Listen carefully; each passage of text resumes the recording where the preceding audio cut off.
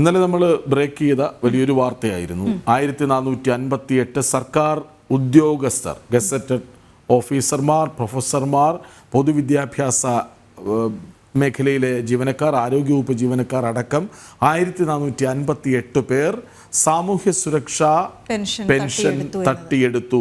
ഇങ്ങനെ എല്ലാ മാസവും അവർ അത് വാങ്ങുന്നുണ്ട്. ലക്ഷങ്ങൾ ശമ്പളം വാങ്ങുമ്പോൾ മറുവശത്ത് സാധാരണ മനുഷ്യർക്ക്, അർഹതപ്പെട്ടവർക്ക് കിട്ടേണ്ടത് അവരും വാങ്ങുന്നുണ്ട് എന്ന വലിയ വാർത്തയാണത്. ആ വാർത്ത ഇന്നലെ നമ്മൾ പുറത്തുവിട്ടിരുന്നു. സർക്കാർ ഉദ്യോഗസ്ഥർ സാമൂഹ്യ സുരക്ഷാ പെൻഷൻ തട്ടിയെടുത്തതിൽ ഇൻഫർമേഷൻ കേരള മിഷന്റെ അന്വേഷണം തുടരും.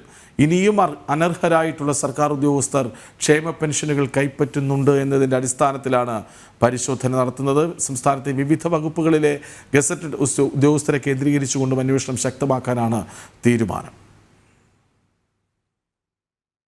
മസ്റ്ററിംഗ് ഉൾപ്പെടെയുള്ള സ്ക്രൂട്ടണിങ്ങിലൂടെയാണ് സംസ്ഥാനത്ത് സാമൂഹ്യ പെൻഷന് അർഹരായിട്ടുള്ളവരെ കണ്ടെത്തുന്നത്. 60 ലക്ഷത്തിലധികം സാധാരണക്കാരായിട്ടുള്ള ജനങ്ങൾ സാമൂഹ്യ സുരക്ഷാ പെൻഷനുകളുടെ ഉപഭോക്താക്കളായിട്ടുണ്ട്. സർക്കാരിനെയും പൊതുജനങ്ങളെയും വഞ്ചിച്ചുകൊണ്ട് 1458 സർക്കാർ ഉദ്യോഗസ്ഥർ സാമൂഹ്യ സുരക്ഷാ പെൻഷനുകൾ കൈപ്പറ്റിയെന്നാണ് കഴിഞ്ഞ ദിവസം പുറത്തു വന്നത്. സമാനമായ രീതിയിൽ ഇൻഫർമേഷൻ കേരളയുടെ നേതൃത്വത്തിൽ സംസ്ഥാനത്ത് വിവിധ വകുപ്പുകളിൽ പരിശോധന തുടരുമെന്നാണ് ധനവകുപ്പ് അറിയിക്കുന്നത്.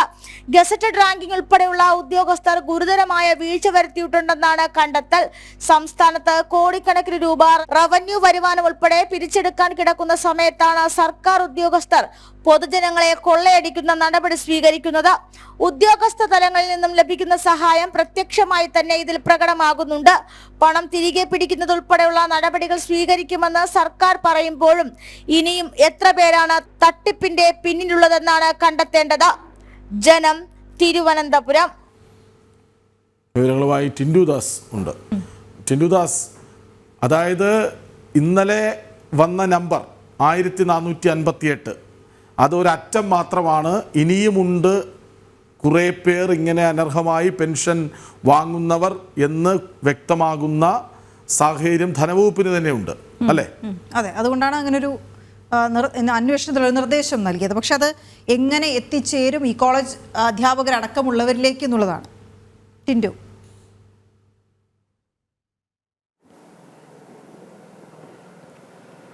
രണ്ടുപേർക്കും നമസ്കാരം. അങ്ങനെ തന്നെയാണ് 1458 എന്ന് പറയുന്ന സംഖ്യ ഇവിടെ അവസാനിക്കുന്നില്ല എന്ന് തന്നെയാണ് നമുക്ക് മനസ്സിലാക്കാൻ സാധിക്കുന്നത്. കേരള മിഷൻ ഇൻഫർമേഷൻ മിഷന്റെ ഭാഗമായിട്ടാണ് ഈ അന്വേഷണം നടന്നത്. ഏറ്റവും പ്രധാനപ്പെട്ട കാര്യമെന്ന് പറയുന്നത് ധനവകുപ്പ് മുൻകൈ എടുത്തുകൊണ്ടല്ല ഈ അന്വേഷണം നടത്തിയത്. തദ്ദേശ സ്വയംഭരണ വകുപ്പ് തലത്തിലാണ് അന്വേഷണങ്ങൾ നടന്നിട്ടുള്ളത്. അല്ലെങ്കിൽ തദ്ദേശ സ്വയംഭരണ വകുപ്പിന്റെ നേതൃത്വത്തിലാണ് ഈ അന്വേഷണം നടക്കുകയും പിന്നീട് ഈ ലിസ്റ്റുകൾ ധനവകുപ്പിന് കൈമാറുകയും ചെയ്തത്. ഇവിടെ ഏറ്റവും പ്രധാനപ്പെട്ട കാര്യം, ഇന്നലെ റവന്യൂ വകുപ്പ് മന്ത്രിയും അതോടൊപ്പം തന്നെ നിയമവകുപ്പ് മന്ത്രിയും ധനവകുപ്പ് മന്ത്രിയൊക്കെ പലയിടങ്ങളിലായിട്ട് പ്രതികരണം നടത്തിയിരുന്നു. സർക്കാർ തന്നെയല്ലേ ഇത് കണ്ടെത്തിയത്, ഇത്തരത്തിലുള്ള വീഴ്ച സംഭവിച്ചിട്ടുണ്ടെന്ന് സർക്കാർ തന്നെയല്ലേ കണ്ടെത്തിയത് എന്നാണ് ഇവർ 3 പേരും പ്രതികരിച്ചു. പക്ഷേ ഏറ്റവും പ്രധാനപ്പെട്ട കാര്യം എന്ന് പറയുന്നത് കഴിഞ്ഞ 7 വർഷങ്ങൾ, അതായത് പിണറായി സർക്കാരിന്റെ 7 വർഷങ്ങൾ പിന്നിടുമ്പോൾ ഈ 7 വർഷങ്ങളിൽ എന്തുമാത്രം തുക ഇത്തരത്തിൽ തട്ടിയെടുത്തിട്ടുണ്ട് എന്നൊരു കണക്ക് കണ്ടെത്താൻ ഇതുവരെ സാധിച്ചിട്ടില്ല. 1458 പേര് അനർഹമായിട്ട് ഇത്തരത്തിൽ സാമൂഹ്യ സുരക്ഷാ പെൻഷൻ കൈപ്പറ്റിയിട്ടുണ്ട് എന്നല്ലാതെ എത്ര പേര്, എത്ര രൂപ, എത്ര മാസം തുടങ്ങിയ കണക്കുകളൊന്നും സർക്കാരിൻ്റെയോ അല്ലെങ്കിൽ ധനവകുപ്പിൻ്റെയോ തദ്ദേശ സ്വയംഭരണ വകുപ്പിൻ്റെയോ പക്കലില്ല.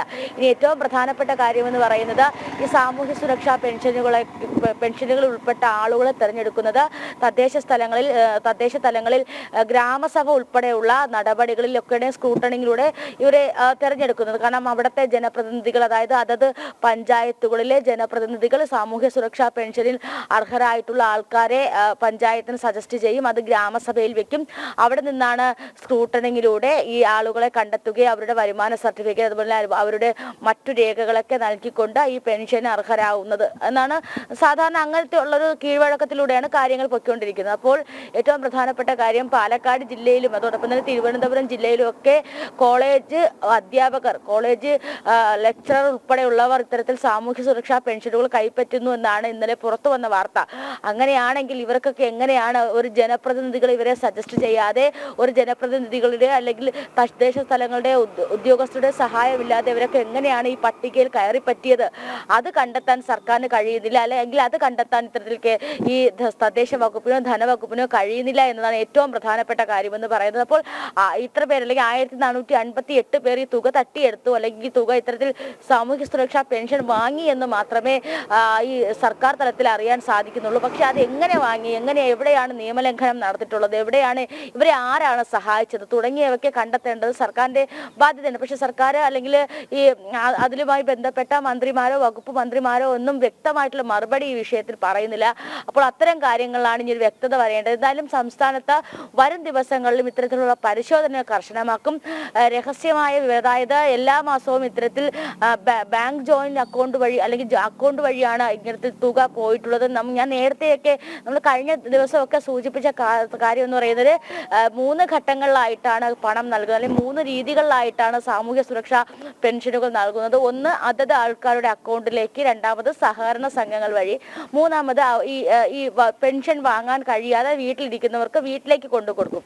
ഈ കണ്ടുപിടിച്ചിട്ടുള്ളതല്ല, ഈ 1458 പേര് കണ്ടുപിടിച്ചിട്ടുള്ളവരെല്ലാം തന്നെ ബാങ്ക് അക്കൗണ്ട് വഴി പണം വാങ്ങുന്നവരാണ്. അപ്പോൾ നമുക്ക് അവർ ബന്ധപ്പെട്ട ആൾക്കാരുമായിട്ട് സംസാരിക്കുമ്പോൾ മനസ്സിലാക്കാൻ സാധിക്കുന്നത്, ഇപ്പോൾ ഉദാഹരണത്തിന് ഒരാളുടെ അമ്മയാണ് പെൻഷൻ വാങ്ങുന്നതെങ്കിൽ അവരുടെ അക്കൗണ്ട് ജോയിന്റ് ചെയ്യും.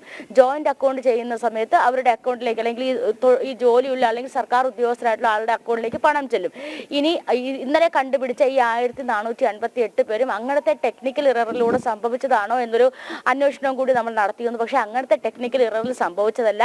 അങ്ങനെ ഈ കണ്ടുപിടിച്ച 1458 പേരുടെയും അക്കൗണ്ടുകൾ ജോയിന്റ് അക്കൗണ്ട് അല്ല. അപ്പൊ വ്യക്തമായിട്ട് തന്നെ അല്ലെങ്കിൽ ഗുരുതരമായിട്ടുള്ള കുറ്റം നടന്നിട്ടുണ്ട്. ഈ ഒരു അക്കൗണ്ട് പോലും ജോയിന്റ് അക്കൗണ്ട് അല്ല, സ്വന്തം അക്കൗണ്ടിലേക്കാണ് ഇത്തരത്തിൽ 2000 രൂപയിൽ താഴെയുള്ള പൈസ മാസം വന്നുകൊണ്ടിരുന്നത്. 1600 എന്ന് ചോദിക്കേണ്ടി വരും.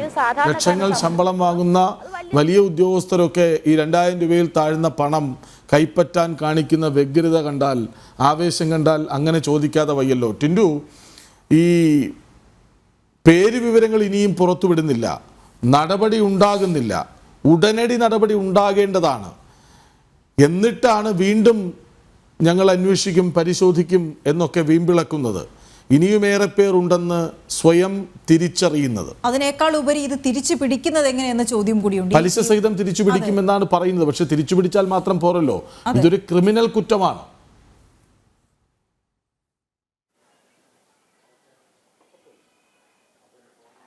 തീർച്ചയായിട്ടും ഈ പലിശ സഹിതം തിരിച്ചു പിടിക്കുമെന്ന് പറയുമ്പോൾ നമ്മൾ നേരത്തെ ആ വാർത്തയിൽ സൂചിപ്പിച്ചതുപോലെ തന്നെ ഏതാണ്ട് 1,00,000 കോടിയിലധികം രൂപ, അല്ലെങ്കിൽ 1,00,000 കോടി അടുത്ത് രൂപ സംസ്ഥാന സർക്കാർ പലയിടങ്ങളിൽ നിന്നായിട്ട്, റവന്യൂ വരുമാനം ഉൾപ്പെടെയുള്ള ഇടങ്ങളിൽ നിന്നായിട്ട് കണ്ടുകിട്ടേണ്ടതായിട്ടുണ്ട്. ഈ പണമൊക്കെ കണ്ടുകിട്ടാൻ കിടക്കുന്ന സാഹചര്യത്തിലാണ്. GST വരുമാനം കിട്ടാനുണ്ട്, റവന്യൂ വരുമാനം കിട്ടാനുണ്ട്, അതോടൊപ്പം തന്നെ മറ്റ് ഈ പൊതുമേഖലാ സ്ഥാപനങ്ങളിൽ നിന്നും, അതായത് ഈ വാട്ടർ അതോറിറ്റി ഉൾപ്പെടെയുള്ള പൊതുമേഖലാ സ്ഥാപനങ്ങളിൽ നിന്നും ഒക്കെയുള്ള തുക, ഈ KCB വഴിയുള്ള തുകയൊക്കെ കിട്ടാനുണ്ട്. അപ്പോൾ സംസ്ഥാന സർക്കാരിനെ സംബന്ധിച്ചിടത്തോളം നിലവിൽ കിടക്കുന്ന ബാധ്യത, അല്ലെങ്കിൽ നിലവിൽ കിടക്കുന്ന പണം പോലും പിരിച്ചെടുക്കാൻ കഴിയാതെ പ്രതിസന്ധിയിലിരിക്കുന്ന ഘട്ടത്തിൽ, പക്ഷേ അവിടെ പറയുകയാണെങ്കിൽ രാഷ്ട്രീയത്തിലേക്ക് പോകേണ്ടി വരും, രാഷ്ട്രീയമായിട്ടുള്ള ഇടപെടലുകളൊക്കെ അവിടെയുണ്ട്. അപ്പോൾ അത്തരത്തിലുള്ള പ്രതിസന്ധികളൊക്കെ തുടരുന്ന സമയത്താണ് ഇനി ഈ 1458 പേരിൽ നിന്നും അവർ എത്ര മാസമാണ് ഈ തുക അല്ലെങ്കിൽ ഈ പെൻഷൻ കൈപ്പറ്റി, അതിനെ പറ്റിയിട്ടുള്ളൊരു വിവരം പോലും ഇല്ല.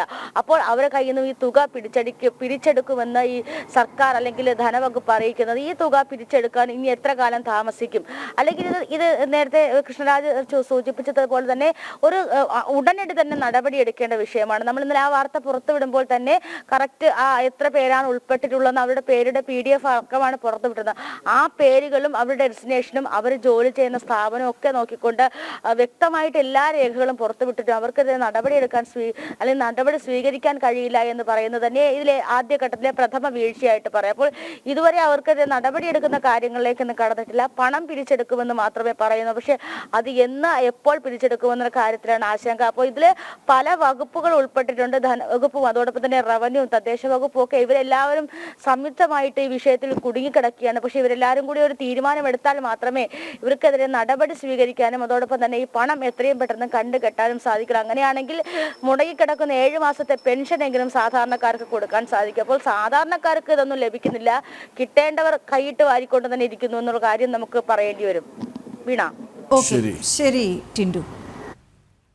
അനർഹരായ സർക്കാർ ഉദ്യോഗസ്ഥർ ക്ഷേമ പെൻഷനുകൾ ഇനിയും കൈപ്പറ്റുന്നുണ്ട് എന്ന സംശയത്തിലേക്ക് സർക്കാരാണ്. തദ്ദേശ സ്വയംഭരണ വകുപ്പിൻ്റെ കണ്ടെത്തലാണ്. അത് ധനവകുപ്പിന് കൈമാറുന്നു. ഇനി എന്ത് നടപടി എന്ന ചോദ്യം വളരെ പ്രസക്തമാണ്. കണ്ടെത്തി തിരിച്ചു പിടിക്കുക എന്ന് പറയുമ്പോഴും ഇതാരൊക്കെ വാങ്ങി അവർക്കെതിരെ നടപടി വരുമ്പോഴും എങ്ങനെ ഇത് അവർക്ക് അനുവദിച്ച് നൽകാൻ കഴിഞ്ഞു, അത് പോയ വഴികൾ ഏതൊക്കെയാണ്, അതും അന്വേഷണം വിധേയമാക്കേണ്ടതാണ്. കാരണം ഇനിയും ഇത് സംഭവിക്കാൻ പാടില്ലാത്തതെന്ന് കരുതാൻ കഴിയില്ല. അത് സംഭവിക്കാനുള്ള സാധ്യത നിലനിൽക്കുകയാണ്. അതുകൊണ്ട് വളരെ വിപുലമായ ഒരു അന്വേഷണം തന്നെ ഇതിൻ്റെ പിന്നിൽ വേണം എന്നുള്ള കാര്യത്തിൽ തർക്കമില്ല.